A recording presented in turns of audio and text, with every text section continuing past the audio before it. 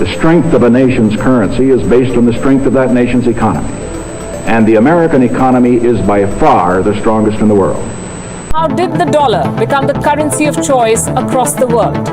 And more importantly, what kind of a future is it up against? Nearly 60% of the global currency reserves are in US dollars.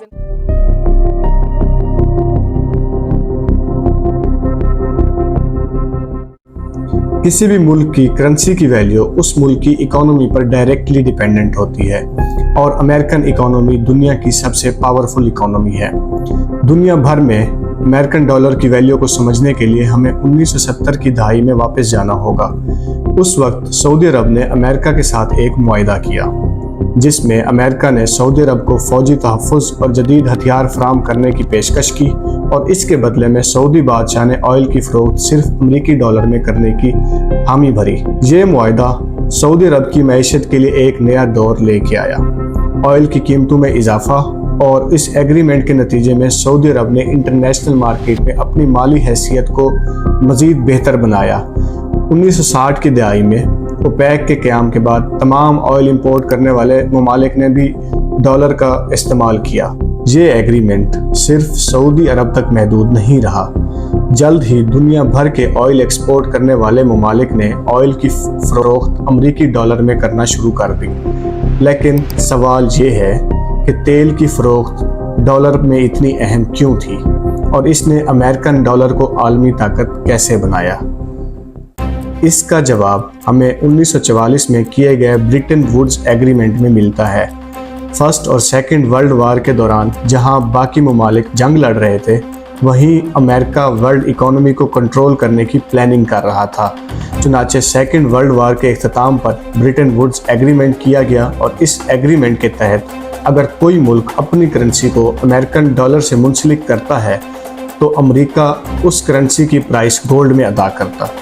ताहम 1970 की दहाई तक American economy की हालत काफ़ी ख़राब हो चुकी थी। गोल्ड रिजर्व्स जो 1950 में 22,000 टन थे, कम होकर 1970 में सिर्फ 10,000 टन तक रह गए थे। इसकी वजूहात वियतनाम वार, गोल्ड की कीमतों में इजाफा और मालियाती जिम्मेदारियों में इजाफा था। In the past 7 years, there's been an average of one international monetary crisis every year. Now, who gains from these crises? Not the working man, not the investor, not the real producers of wealth. The gainers are the international money speculators. इस सूरत हाल को देखते हुए American president Richard Nixon ने gold के साथ dollar के exchange को आर्जी तौर पर मुअत्तल करने का ऐलान किया, जिसके साथ ही ब्रिटन वुड्स सिस्टम 1973 में ख़त्म हो गया। We must protect the position of the American dollar as a pillar of monetary stability around the world. I have directed Secretary Connally to suspend temporarily the convertibility of the dollar into gold or other reserve assets. The effect of this action, in other words, will be to stabilize the dollar. इसके नतीजे में मुख्तलिफ ममालिक ने अपनी currency की कीमत को गोल्ड से आज़ाद कर दिया और करेंसी की वैल्यू का तयन इंटरनेशनल मार्केट में उसकी परचेजिंग पावर से होने लगा। अब अमेरिकन डॉलर को सबसे कीमती चीज़ यानी तेल खरीदने की ताकत हासिल थी। इस वजह से दुनिया भर के ममालिक ने अपने फॉरेन रिजर्व्स को अमरीकी डॉलर्स में रखना शुरू कर दिया ताकि वो तेल खरीद सकें। उस वक्त स्विफ्ट नेटवर्क ने आलमी मालियाती निज़ाम में एक अहम किरदार अदा किया। स्विफ्ट यानी society for world wide interbank financial telecommunications. Swift network international payment के लिए एक सिस्टम फराहम करता है जो दुनिया भर के बैंकों को आपस में कनेक्ट करता है। हर मुल्क के बैंक का अमरीकी बैंकों में डॉलर में अकाउंट होता है जिसके ज़रिए बैनुल अक़वामी तिजारती अदायगियाँ की जाती हैं। फॉर एग्जाम्पल, अगर एक पाकिस्तानी कंपनी इंडोनेशिया से एडिबल ऑयल खरीदना चाहती है तो कंपनी अपने पाकिस्तानी बैंक को रुपए में रकम अदा करेगी। ये रकम अमरीकी बैंक में डॉलर के बदले में मुंतकिल की जाएगी और फिर वही रकम अमरीकी बैंक से इंडोनेशिया के बैंक को डॉलर में अदा की जाएगी।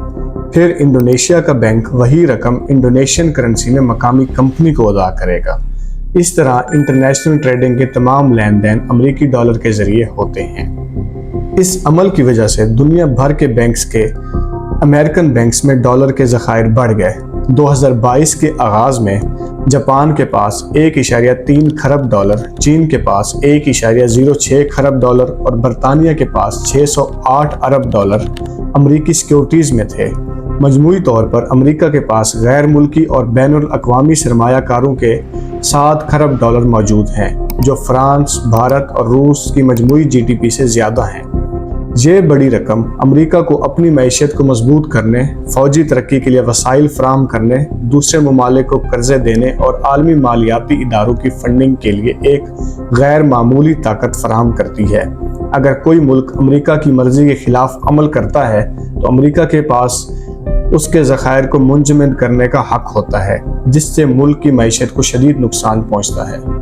फॉर एग्जाम्पल, अमेरिका ने रूस के 300 अरब डॉलर के गैर मुल्की ज़खायर को मुंजमद कर दिया, जिससे रूस की मैशियत को शदीद नुकसान पहुंचा। यही वजह है कि अमेरिका को दुनिया की सबसे ताकतवर तरीन मैशियत समझा जाता है। पाकिस्तान की इकोनॉमी भी अमेरिकी डॉलर पर बहुत ज़्यादा इन्हिसार करती है।